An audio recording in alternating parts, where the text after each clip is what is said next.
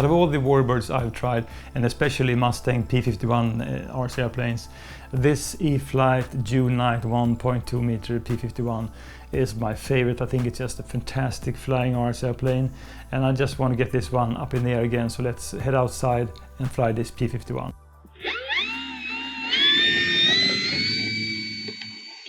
This is a really gorgeous warbird, this P-51 Nite. It's not only gorgeous, it just flies fantastic.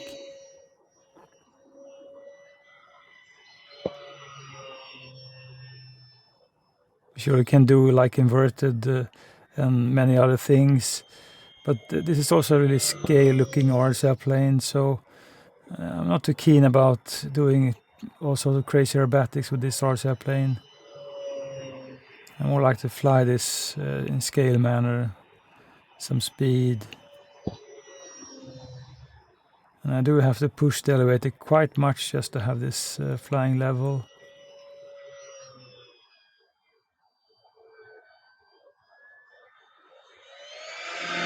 And when you push it, it's really speedy, nice speedy sound to it as well.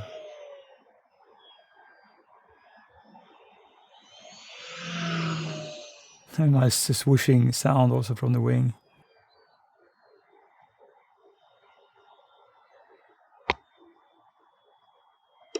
Landing flaps. And even though you can do a lot of speed, I think when you engage flaps and fly slow, it's a gorgeous RC airplane. I really like the stripes on top of the wings.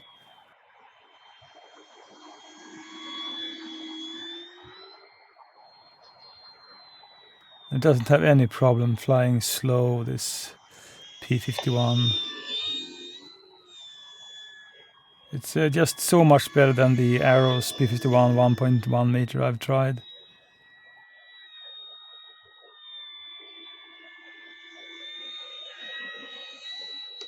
Flaps up.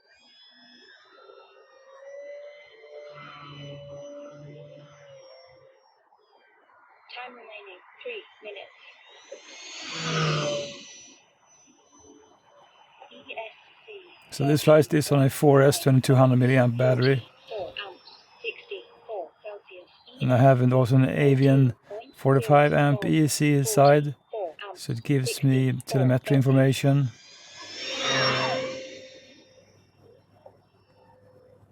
If I would compare this E-Flite to the other 1.2 E-Flite warbirds like the P-39 and the Corsair, I think they are 3 really great flying RC airplanes. And I just tend to stick with E-Flite RC airplanes these days, although I have a few other brands. But I mean, they're just so well made. They just fly fantastic, which I think is the best thing about most E-Flite RC airplanes, is that they're so, I mean, just well tuned. I know I have the Hobby King Gloucester Gladiator, which is just a fantastic RC airplane, and like many other FMS or Hobby King RC airplanes are really great. But when it comes to the build and the features, and especially like this BNF version, you have a really good value in these RC airplanes, and you can also, in most of them, just store them in the original box, which is important to me. And I could store the RC airplanes in a better way, because it does become a space issue when you have a bunch of RC airplanes. And I just like to keep flying them, but I should just have to store them somewhere. And there are also so many beautiful RC airplanes, so it's difficult to just pick which one to keep.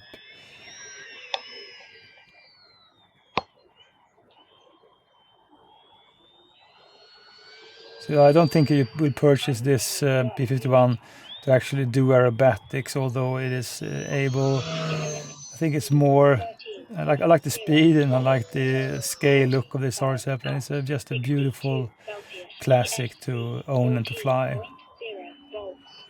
So the EC is warning me about lower battery level. It's time to get this one down. But you can see it just crawls down, gears are out. Just the final turn and get it down. I know I have to keep up speed to get this one landing in a good way. Just keep on the throttle just a while. As you can see, this is just a fantastic flying RC airplane. I mean, with a 4S battery inside, it's so powerful. You can do really speedy flybys. It's really fun RC airplane to fly. And when you just drop the flaps, I mean, it does fly so well controlled. When you fly slow, you can just crawl around above the flying field and just make kind of tight turns also. So there is little stall tendency to this RC airplane. And I would say that the only thing when you're about to handle this RC airplane, that like with all tail draggers, you should be really gentle on the throttle, pull full up elevator, and be gentle and get it rolling, and it doesn't take much power to get this one up in the air. So the thing is that you have to master with this RC airplane, but when you're about to land, you have to have some power. So you cannot, like with some RC airplanes, just more or less kill the throttle and glide down. You have to fly into the landing. And usually it can work really great, but when I drop the throttle, most often it just kind of nose over. So I mean, it's kind of ugly, but it doesn't matter because it doesn't, you know, make any damage on the RC airplane. But it's something I have to work on more, just to actually to manage throttle in a better way, to have a gentle stop, and then it probably won't nose over. I mean, and this is also really simple RC airplane to assemble. You have 4 screws for the main wing, 2 for the rear stabilizer. You have to put on the prop and the spinner. And thankfully, due to the retracting landing gears, you don't have to mess with landing gears. And inside, I mean, this is there is a new version, but this is actually the first version. So I replaced the receiver inside. So inside mine, I think it's a 631 receiver, and I also have an Avian 45 amp. So I have all the features from the current version 2 then of this Nite.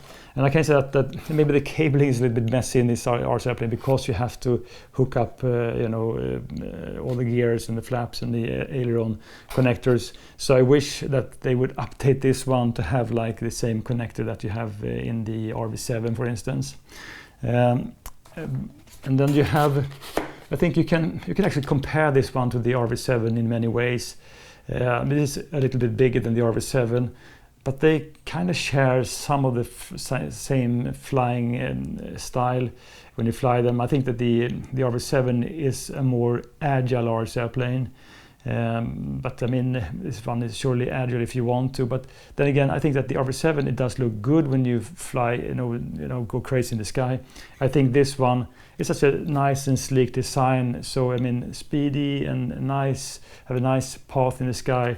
I think it's the best way to fly this one. It just looks fantastic. So I mean, I can just highly recommend this Nite from E-Flite. It's just way better than any other P-51 I've tried.